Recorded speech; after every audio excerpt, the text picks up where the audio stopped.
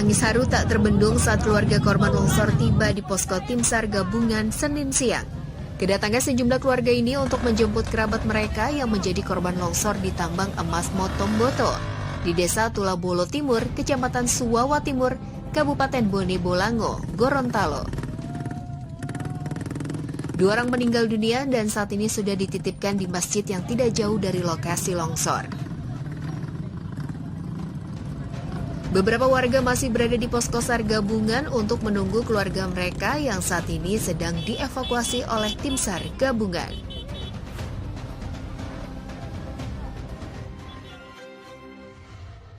Assalamualaikum pemirsa, bagaimana kabar Anda hari ini? Semoga sehat dan selalu semangat.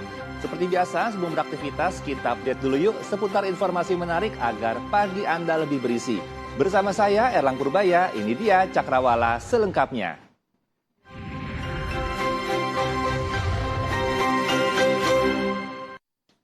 6 pekerja kantor Jalan Gedong Panjang, Tambora, Jakarta Barat terjebak di dalam lift. Hampir setengah jam, ke-6 pekerja bertahan di dalam lift hingga akhirnya petugas pemadam kebakaran sektor Tambora berhasil mengevakuasi para korban.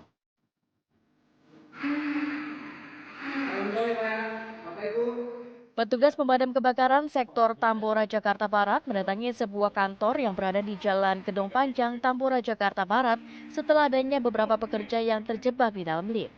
Hampir setengah jam, 6 pekerja yang terdiri dari 4 orang wanita dan 2 orang pria harus bertahan karena pintu lift tidak dapat terbuka.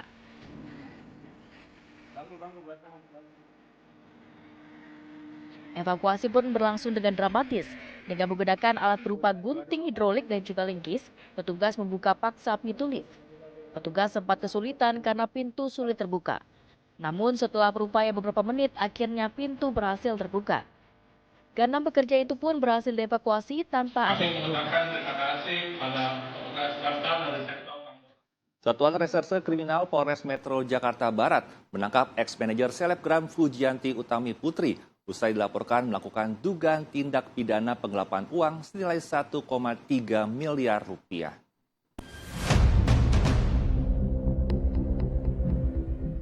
Usai menjalani pemeriksaan sebagai tersangka Jumat malam, Batara Ageng ex-manajer artis Fujianti Utami Putri dimasukkan ke dalam tahanan Mapolres Jakarta Barat. Yang bersangkutan diamankan usai adanya laporan terkait dugaan tindak pidana penggelapan dana milik selebgram Fuji senilai 1,3 miliar rupiah. Batara dikenakan pasal 372 dan 378 Kitab Undang-Undang Hukum Pidana dengan ancaman hukuman 4 tahun penjara. Yang bersangkutan tidak kita lakukan penangkapan, tetapi yang bersangkutan kita lakukan pemanggilan terhadap tersangka pada hari Jumat dan statusnya pada saat setelah kita lakukan pemeriksaan, sorenya langsung kita lakukan penahanan. Sebelumnya, Fuji melaporkan Batara Ageng terkait kasus dugaan penggelapan dana pada September 2023 lalu.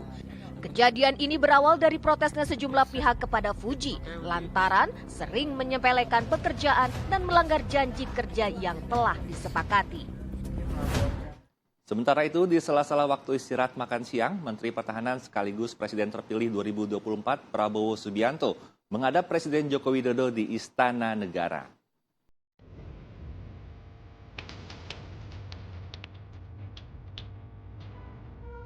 Prabowo tiba di Istana Merdeka Jakarta pada Senin siang sekitar pukul 12.30 waktu Indonesia Barat. Menteri Pertahanan sekaligus Presiden terpilih itu terlihat bugar pasca operasi cedera kaki kiri beberapa waktu lalu. Saat ditanya mengenai kondisi dirinya, Prabowo menjawabnya dengan isyarat jempolnya sambil berlari kecil memperlihatkan kondisi fisiknya yang fit. Prabowo tidak menjelaskan maksud kedatangannya ke istana dan bertemu Presiden. Namun, Prabowo menanggapi pernyataan Presiden di acara sebelumnya mengenai komitmen patuh pada rekomendasi BPK. Presiden terpilih Prabowo Subianto menyatakan ia akan memastikan uang rakyat akan berguna bagi bangsa. BPK andalan kita, BPK ke depan harus lebih ketat mengawasi. Kita tidak menginginkan kebocoran-kebocoran, kita tidak menginginkan uang rakyat tidak bisa dipertanggungjawabkan. Setiap rupiah harus kita amankan, harus kita yakinkan berguna untuk bangsa dan rakyat. Oke? Ketua Umum Partai Solidaritas Indonesia, Kaisang Pangarep bersama sejumlah pengurus mengunjungi kantor DPP Partai Keadilan Sejahtera pada Senin sore kemarin.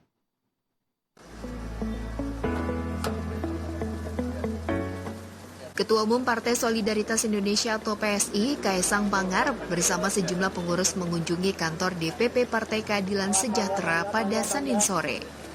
Agenda pertemuan PSI dan PKS disebut sebagai silaturahmi antar partai politik. Juru bicara PKS Muhammad Iqbal mengatakan, di dalam acara silaturahmi tersebut para pimpinan kedua partai politik akan membahas berbagai hal, termasuk salah satunya soal Pilkada serentak 2024. Iqbal mengatakan PKS terus membuka jalur komunikasi dengan seluruh pihak termasuk PSI. DPP PSI mengucapkan terima kasih sebanyak-banyaknya karena kami sudah diterima di DPP PKS. Saya berharap seperti yang tadi Pak Presiden PKS bilang, semoga ada kolaborasi-kolaborasi yang tentunya nanti akan terjadi di Pilkada, dan alhamdulillah seperti Pak Presiden PKS tadi bilang, di Banten, di Kabupaten Lebak, alhamdulillah mungkin lagi, tapi insya Allah pasti nanti kolaborasi antara PKS dan PSI. Saya berharap kolaborasi ini tidak hanya berhenti di situ, tapi akan berkelanjutan untuk kebaikan bangsa ini. Partai Kebangkitan Bangsa resmi mendukung Bobi Nasution untuk maju sebagai bakal calon gubernur Sumatera Utara 2024. PKB juga mengusulkan nama Nagita Slavina sebagai calon wakil gubernur untuk mendampingi Bobi. Dewan Pimpinan Pusat Partai Kebangkitan Bangsa PKB resmi mengusung Bobi Nasution untuk maju sebagai bakal calon gubernur Sumatera Utara. PKB juga mengusulkan nama Nagita Slavina untuk mendampingi Bobi. Wakil Ketua Umum PKB Jazilul Fawait menyatakan usulan tersebut tentunya akan didiskusikan dengan partai yang tergabung dalam koalisi. Saya sampaikan ke Mas Bobi, memang kan ini zaman media sosial, zaman elektoral. Kami usulkan yang mendampinginya itu Mbak Nagita Slavina. Iya, usulan. Nanti supaya dibahas bersama partai-partai yang lain tentunya. Iya kan? Apa di sana belum ada elektoral? Nanti dilihat. Tapi salah satu contoh yang diusulkan oleh PKB. Saya yakin terbuka partai yang lain untuk mengusulkan nama perempuan yang akan mendampingi Mas Bobi. Kira-kira begitu. Bobi Nasution menyatakan akan mempertimbangkan usulan untuk menggandeng tokoh perempuan sebagai calon wakil gubernur, karena memang tengah menjadi isu sentral untuk membangun sumber daya manusia. Dari Gus tadi menyampaikan, dan ini juga sesuai dengan apa yang disampaikan teman-teman tokoh-tokoh NU Nahdliyin yang ada di Sumatera Utara, memberikan masukan agar kalau bisa yang mendampingi menjadi calon wakil gubernur itu dari tokoh perempuan, karena isu ini juga menjadi isu sentral untuk membangun sumber daya manusia yang unggul untuk mencapai Indonesia Emas 2045. Tokoh perempuan, sektor perempuan ini juga dianggap sangat penting untuk bisa mensukseskan Indonesia Emas 2045. Ini akan kami pegang teguh, yang akan kita bicarakan juga dengan partai koalisi. Bobi Nasution saat ini sudah mendapat dukungan dari 7 partai yang disebut super koalisi, yakni PKB, Gerindra, Golkar, Nasdem, PAN, Demokrat, dan P3. Kita beralih ke kasus pembunuhan Vina. Pemirsa, keluarga Peggy Setiawan menangis bahagia dan berpelukan setelah mendengarkan keputusan Hakim Tunggal Pengadilan Negeri Bandung. Hakim memutuskan jika penetapan tersangka terhadap Peggy Setiawan dinyatakan tidak sah dan batal secara hukum. Hakim Tunggal Pengadilan Negeri Bandung, Eman Sulaiman, mengabulkan permohonan gugatan pra-peradilan yang dilayangkan Peggy Setiawan. Penetapan tersangka kepada pemohon atas nama Peggy Setiawan dinyatakan tidak sah dan batal secara hukum dalam kasus pembunuhan Vina dan Eki pada 2016 silam. Keluarga Peggy Setiawan, ayah, ibu, dan adiknya menangis bahagia dan berpelukan setelah mendengarkan keputusan hakim. Ibunda Peggy Setiawan, Kartini, mengucapkan terima kasih kepada hakim yang dianggapnya telah memberikan keputusan dengan adil. Di mata ibundanya, Peggy Setiawan merupakan sosok yang baik dan bertanggung jawab kepada keluarganya. Saya sangat senang karena anak saya bisa kumpul kembali bersama keluarga dan bersama adik-adiknya. Saya mengucapkan terima kasih kepada Pak Hakim Sulaiman karena telah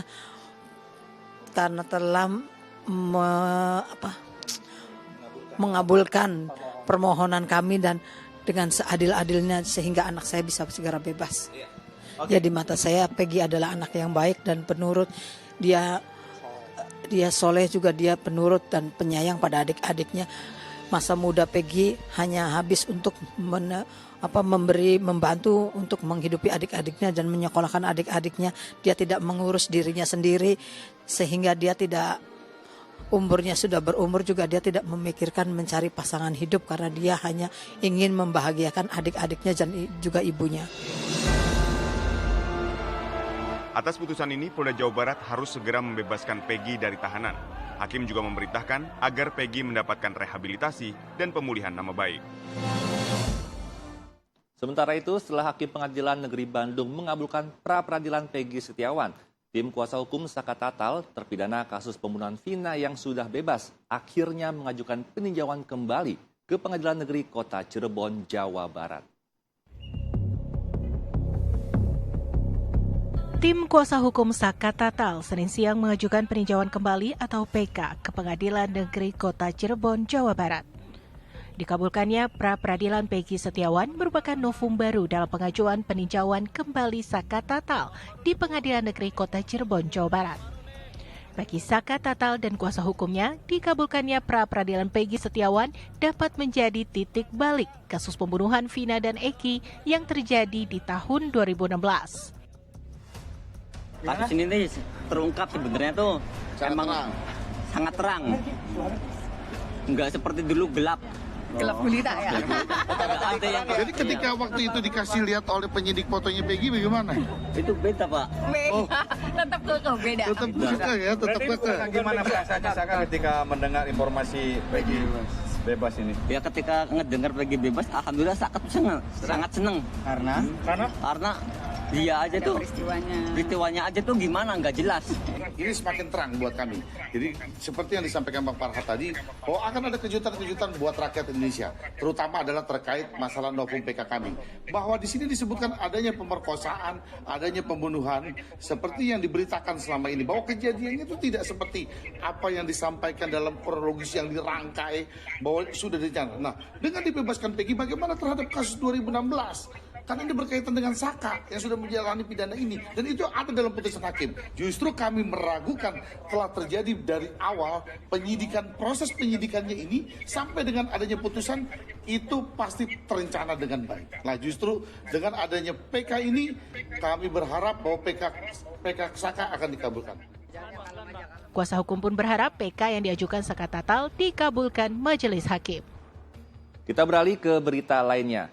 Pemirsa, Polda Jawa Tengah memberikan trauma healing untuk memulihkan psikologis para korban gempa di Kabupaten Batang, Jawa Tengah. Sementara akibat longsor di tebing tol Jor, Jakarta Selatan, tugas gabungan masih terus membersihkan sisa material longsor. Selain itu juga ada Gunung Merapi di Yogyakarta yang kembali mengalami erupsi.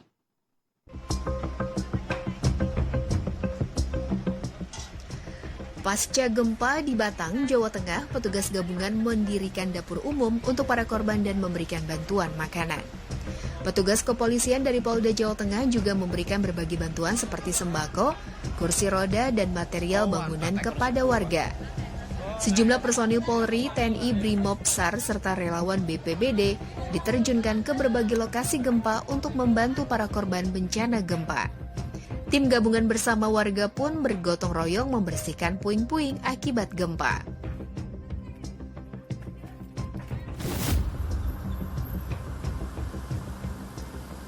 Sementara material longsor yang terjadi di tebing tol Jor, Pesanggerahan, Jakarta Selatan, yang menutupi ruas jalan kini ditutupi oleh terpal.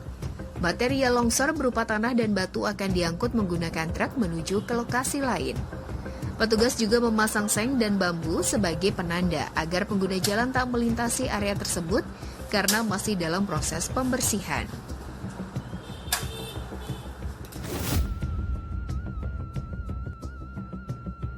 Di Yogyakarta, data Balai Penyelidikan Pengembangan Teknologi Kebencanaan Geologi atau BPPTKG Yogyakarta mencatat luncuran awan panas berdurasi sekitar 140 detik dengan amplitudo 69 mm. BPPTKG Yogyakarta juga mencatat terjadinya 10 kali guguran lava dengan jarak luncur maksimal 1,6 km. Sementara mulai pukul 00 sampai dengan 06 WIB, Gunung Merapi juga mengalami gempa guguran sebanyak 29 kali, gempa fase banyak atau hybrid 26 kali, dan tektonik jauh 1 kali. Hingga kini Gunung Merapi berstatus siaga atau level 3. Satu rumah di permukiman padat penduduk Tanah Serial Tambora, Jakarta Barat ludes dilalap si jago merah. Sementara kebakaran hebat juga melanda sebuah pabrik pakaian jadi di Boyolali, Jawa Tengah.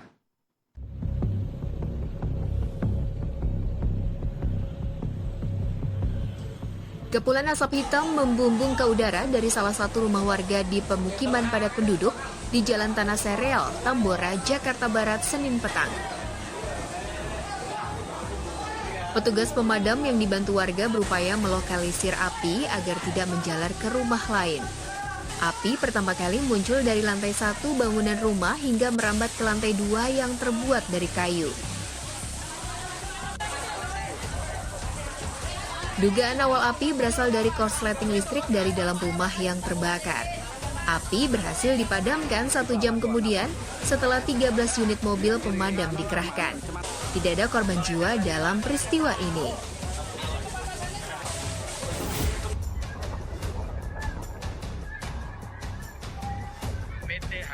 Sementara itu, si jago merah mengamuk pada Senin sekitar pukul 2 siang saat pabrik pakaian jadi tersebut sedang beroperasi.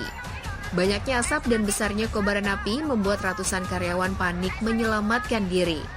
Sebagian berupaya memindahkan barang-barang produksi dan mencoba memadamkan api. Petugas pemadam kebakaran mengerahkan 10 unit truk Branwir dan diduga 1 mobil water cannon dari Polres Boyolali. Sejumlah karyawan dilarikan ke rumah sakit akibat sesak napas setelah menghirup asap. Kebakaran diduga berasal dari korsleting listrik di bagian gudang. Pemirsa, beragam peristiwa yang menjadi sorotan telah terjadi di penjuru daerah. Sebagian diantaranya kami sajikan untuk Anda dalam rangkuman berikut ini.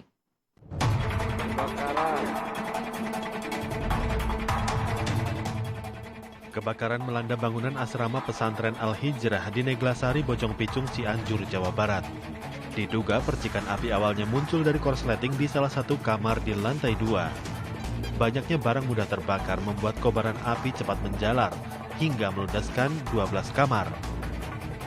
Kebakaran membuat panik sekitar 50 santri yang sedang mengaji di lantai 1.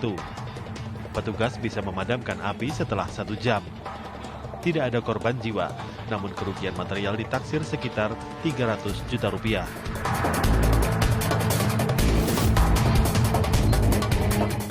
Seorang selebgram wanita berinisial SA ditangkap dalam sebuah apartemen mewah karena mengonsumsi narkoba jenis ekstasi. Selebgram tersebut juga sempat masuk bursa caleg pemilu kemarin. Dalam penggeledahan, polisi mendapati 1 plastik klip bekas kemasan pil ekstasi. Hasil tes urine menunjukkan positif mengandung zat terlarang. Hingga kini polisi masih berupaya mengungkap siapa pemasok barang haram untuk selebgram tersebut. 5 rumah ambruk akibat longsornya tebing sungai di Indragiri Hilir, Riau. Longsor tebing sungai terjadi siang tadi di tepi Jalan Gerilya, Tembilahan Hulu. 2 hari sebelum longsor sudah terlihat adanya retakan tanah.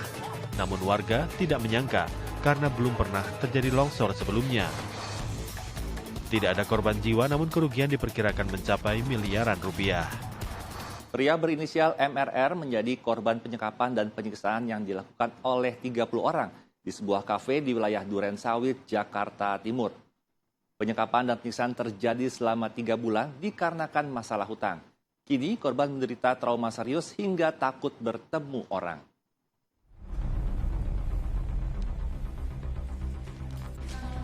Peristiwa tragis dialami oleh pria berinisial MRR yang menjadi korban penyekapan dan penyiksaan selama 3 bulan yang dilakukan oleh 30 orang pelaku. Korban kerap disiksa oleh para pelaku dengan berbagai macam penyiksaan dan kekerasan. Diduga berawal dari utang piutang di mana sebelumnya korban pernah bekerja sama dengan terduga pelaku utama berinisial HRA terkait bisnis jual beli mobil. Pelaku kesal lantaran uang sisa penjualan senilai 100 juta rupiah digunakan oleh korban untuk keperluan pribadi. Pelaku meminta korban untuk datang ke sebuah kafe di wilayah Duren Sawit dengan dalih meminta korban menggadaikan mobil milik pelaku. Setelah sampai, korban langsung disekap dan dianiaya oleh para pelaku dan puluhan orang lainnya. Korban baru bisa bebas dari penyekapan setelah kakak korban menjadi jaminan sebagai pengganti korban. Para pelaku akhirnya membebaskan kakak korban setelah orang tua korban meminta langsung kepada HRZ agar kakak korban dilepaskan dan tidak disiksa. Akibat penyiksaan ini, korban mengalami trauma berat. Bahkan saat ini, korban tidak berani bertemu dengan orang lain. Dan kadang-kadang emosinya nongol. Ngelihat mobil sedikit, mobil-mobil itu diangkut pelaku. Saya dikejar di belakang, padahal bukan. Ketakutannya tinggi. Nah, dia ketemu, mohon maaf, ketemu dengan teman-teman. Sekarang aja dia nggak mau. Ketakutan sekali. Nah, dari situlah kita ambil. Saya kemarin konsul ke dokternya juga. Dokternya bilang butuh waktu lama untuk pengobatan jiwa. Nah, ini yang terjadi saat ini. Pokoknya juga untuk tahu. Kasus ini telah dilaporkan oleh pihak keluarga korban ke Polsek Duren Sawit, Jakarta Timur pada tanggal 19 Juni 2024. Dan keluarga berharap agar para pelaku segera ditangkap.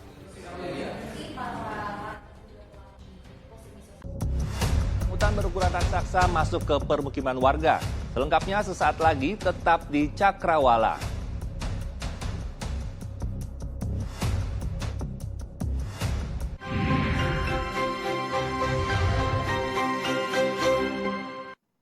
Terima kasih Anda masih setia menyaksikan Cakrawala bersama saya Erlang Purbaya. Pemirsa, beredar video viral di media sosial ketika seekor orangutan berukuran raksasa masuk ke permukiman warga di Kutai Timur, Kalimantan Timur.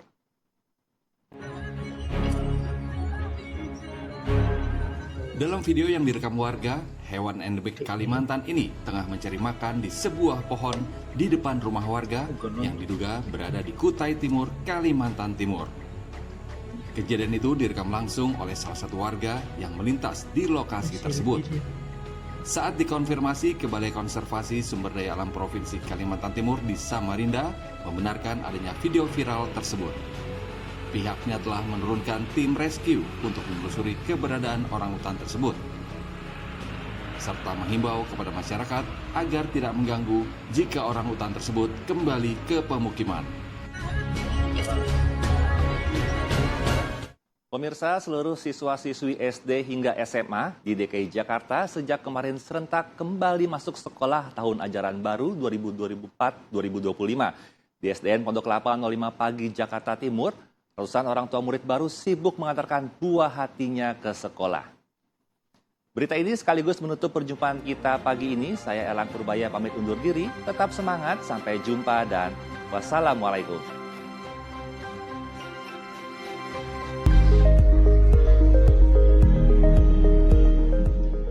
Ratusan peserta didik baru di Sekolah Dasar Negeri Pondok Kelapa 05 Pagi, Duren Sawit, Jakarta Timur, Senin pagi nampak bersemangat mengikuti baris berbaris di halaman sekolah. Para orang tua pun sangat berantusias untuk mengantarkan buah hatinya ke sekolah. Terlihat para orang tua mengabadikan momen anaknya yang baru masuk sekolah. Mereka turut menunggu di depan ruang kelas saat anaknya menjalani masa perkenalan terhadap teman barunya maupun lingkungan sekolah bersama guru. Berbeda dari biasanya, jika di tahun sebelumnya ada beberapa murid yang takut dan malu menghadapi lingkungan dan teman baru, Namun kali ini seluruh murid baru nampak bahagia dan tidak ada rasa takut sedikit pun. Baik, dan sekolahnya memang benar-benar memuaskan, bagus. Pokoknya ya nggak nyesel saya pilih sekolah di sini, masuk terpilih sekolah di sini anak saya. Untuk tahun ini PPDB berjalan dengan lancar, luar biasa. Anak-anak kelas 1 diantar semua oleh orang tua dengan penuh kegembiraan, dan alhamdulillah memang sebelumnya kita sudah melaksanakan pra-MPLS dengan para orang tua murid untuk mensosialisasikan bagaimana MPLS ini bisa berjalan selama 10 hari ke depan.